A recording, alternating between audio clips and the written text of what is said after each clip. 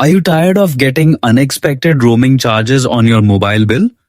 Don't worry, this quick guide will show you how to turn off data roaming on your Android phone. This setting is very important, especially when you travel or switch networks, as it helps you stay in full control of your mobile data usage and avoid extra costs. Go to the Settings menu. This is usually found on your home screen or in the app drawer.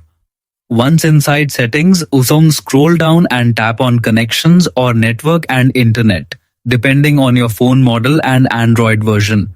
Next, select Mobile Networks. Here you will find all the important SIM and network-related settings. Look carefully for the option labeled Data Roaming. This feature allows your phone to use mobile data while connected to networks outside your home carrier. To disable it, simply toggle the switch to the OF gray position. Once turned off, your phone will no longer use mobile data while roaming, helping you prevent extra charges on your mobile bill. If you are using a dual SIM phone, make sure to first choose the specific SIM card you want to manage inside the mobile network section. Then repeat the same step to turn off data roaming for that SIM individually. And that's how you can easily stop roaming charges on Android.